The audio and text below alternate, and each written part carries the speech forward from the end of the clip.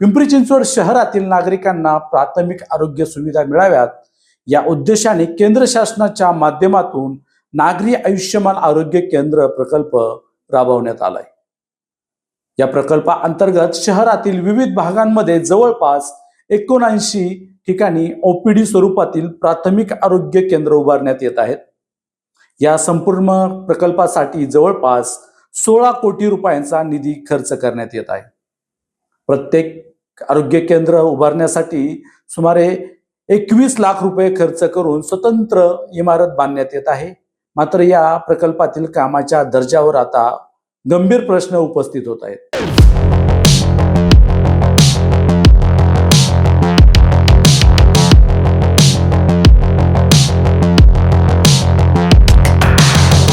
नमस्कार, मी गणेश मोरे, आपण पाहत आहे सिटी प्लस मराठी। आरोग्य केंद्राचे बांधकाम अतिशय निकृष्ट दर्जाचे असल्याचं समोर आलंय। काही ठिकाणी काम अद्याप सुरू असतानाच भिंतींना तड जाणे, स्ट्रक्चर कमजोर होणे, आत मध्ये केलेले पीओपीचे काम तुटून पडणे असे प्रकार दिसून येत आहेत। पिंपरी चिंचवड महानगरपालिकेच्या वतीने केंद्र शासनाचा एक प्रोजेक्ट आहे, नागरी आयुष्यमान आरोग्य मंदिर। हा जो प्रकल्प आहे, प्रोजेक्ट आहे, तो पिंपरी चिंचवड शहरामध्ये राबवला जातोय। त्याच्या माध्यमातून जवळपास आपण पाहतोय या पद्धतीच्या ओपीडी असणार आहेत। तर जवळपास 79 असे ठिकाण निवडलेले आहेत। त्याच्यातलंच हे जे आरोग्य मंदिर आहे हे आहे भोसरे आणि निगडी रोडवरती बड व्हॅली चौक शाहूनगर या ठिकाणचं हे आहे। विशेष म्हणजे बांधकाम पूर्ण होण्याआधीच काही ठिकाणी ही केंद्रे मोडखळीच येऊ लागल्याचा समोर दिसते। स्थानिक नागरिकांकडून असे आरोप देखील बऱ्याच जागेवर झालेले आहेत। यामुळे केंद्र शासनाकडून आलेला जनतेचा कोट्यावधी रुपयांचा निधी अक्षरशः वाया घालवला जात असल्याचा आरोप होतोय।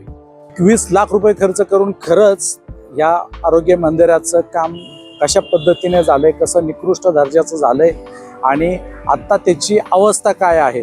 आपण 4 दिवसापूर्वी एका जागेवरचं म्हणजे कृष्णानगर चौकातलं आरोग्य मंदिर बघितलं होतं। तिथं तो दारू पिणाऱ्यांचा तळरामांचा तो अड्डा झालाय म्हणून आपण ते दाखवलं होतं।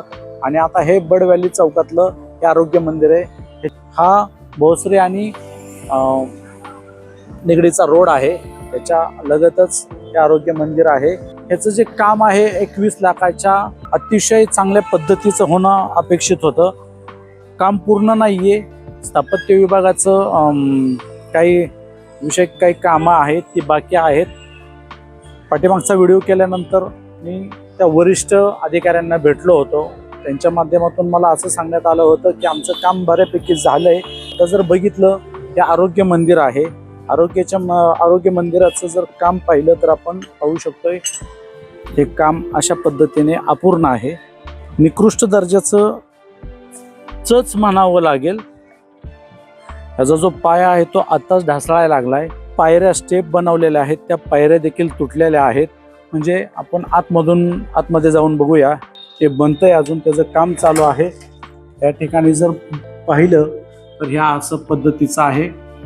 वर पीओपी केलेलं आहे। ती पीओपी 2 दिवसापूर्वी मुसळधार पाऊस झाला होता, त्या पावसात हे आत्ताच तुटून पडलेलं आहे। दरम्यान महापालिकेच्या वैद्यकीय विभागाकडून काही ठिकाणी ओपीडी सुरू झाल्याचा दावा करण्यात आला असला तरी त्या ठिकाणी प्रत्यक्षात MBBS डॉक्टर उपलब्ध आहेत का असा प्रश्नही उपस्थित केला जातोय।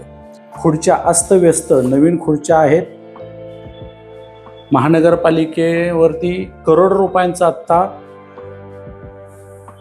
लोन आहे। या अशा पद्धतीने हे असं अस्तव्यस्त पडलेलं आहे साहित्य। आपण जर बघितलं ही आत्ताची ही परिस्थिती आहे, अजून त्याचं काम चालू आहे। कालच्या पावसामुळे हे सगळं खाली पडलेलं आहे।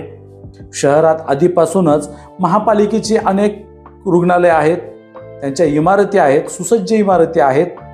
असं असताना स्वतंत्र स्ट्रक्चर उभारण्याऐवजी त्याच इमारतींमध्ये किंवा महानगरपालिकेच्या अजून आस्थापना आहेत त्या ठिकाणी जर हा खर्च केला असता तर एवढ्या मोठ्या प्रमाणातला हा खर्च वाया गेला नसता. आत्ताच ह्या OPDची अशा पद्धतीची अवस्था असेल तर ही किती दिवस टिकणार आहे? 21 लाख रुपये ह्या एका OPD बांधण्यासाठी खर्च होणार आहेत. अशा पद्धतीचं जर आपण पाहिलं तर हे चालू व्हायच्या अगोदरच अशा पद्धतीने हे तुटलेलं आहे. लाखो रुपये शासनाचा निधी आलाय. पिंपरी चिंचवड महानगरपालिकेवरती हजारो कोटींचं कर्ज आहे. पालिकेच्या तिजोरीत खडखडाट आहे. केंद्र शासनाने 21 लाख रुपये म्हणजे असे 79 असे आरोग्य मंदिर शहरात नागरिकांच्या दृष्टीने हे दिलेले आहेत. फक्त बांधकामाच्या नावाखाली ठेकेदारांना फायदा करून देण्याचा हा प्रकार तर नाही ना, असा संशय देखील व्यक्त होतोय. या पार्श्वभूमीवर नागरिकांनी संपूर्ण प्रकल्पाची उच्चस्तरीय चौकशी करण्यात यावी अशी मागणी केली. निकृष्ट दर्जाचं काम करणाऱ्या संबंधित ठेकेदारांना ब्लॅकलिस्ट करण्यात यावं. या सगळ्या गोष्टीला जबाबदार असणारे अधिकारी त्यांच्यावर देखील निलंबनाची कारवाई करावी अशी मागणी करण्यात येते. कारण आधीच महानगरपालिकेवरती हजारो कोटींच्या कर्जाचे डोंगर आहेत. पिंपरी चिंचवड महानगरपालिकेत जर अशा प्रकारचे जनतेचा पैसा जर वाया घालवला जात असेल तर त्याला जबाबदार असलेल्या अधिकाऱ्यांवरती कारवाई होणं गरजेचं असतं, अशी भावना सर्व नागरिकांकडून व्यक्त केली जाते.